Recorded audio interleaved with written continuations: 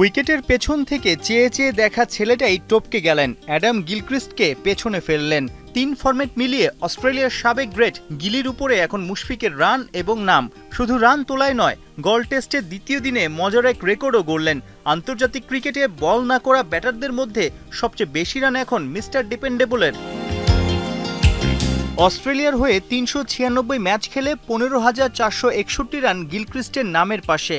লঙ্কান সিরিজের আগ পর্যন্ত বাংলাদেশের জার্সিতে ৪৭২ বার নামেন মুশফিক।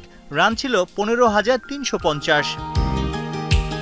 গল মুশফিকের অন্যতম ফেভারিট গ্রাউন্ড। ভারত মহাসাগরের তীরে অসাধারণ সেঞ্চুরি হাঁকিয়ে টপকে গেছেন গিলক্রিস্টকে। বয়স ৩৯-এর ঘরে, এখনও যে ফুরিয়ে যাননি, ব্যাট চালিয়ে দারুণভাবে সেই বার্তাই দিলেন মুশফিকুর রহিম।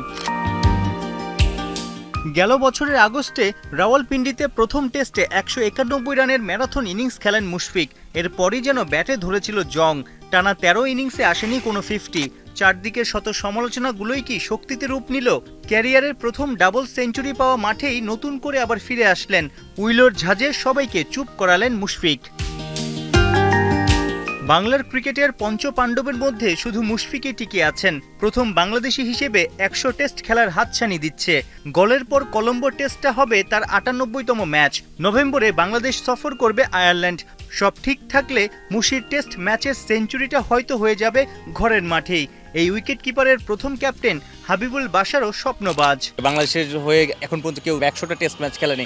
দারুণ একটা অ্যাচিভমেন্ট ইন্টারন্যাশনাল ক্রিকেটে। মুশফিকুর রহিম প্রায় দ্বার প্রান্তে। আমরা তো সেলিব্রেট করবো, বাট ডেফিনেটলি খুব ভালো লাগবে যদি তিনি ১০০ টেস্ট একটা সেঞ্চুরি করেন।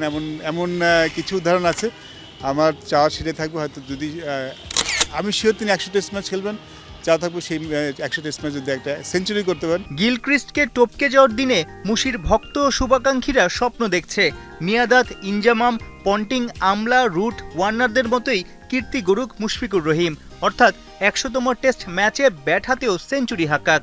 ১০০তম টেস্ট ম্যাচের ২ ইনিংসেই সেঞ্চুরি করা একমাত্র ব্যাটার হলেন রিকি পন্টিং।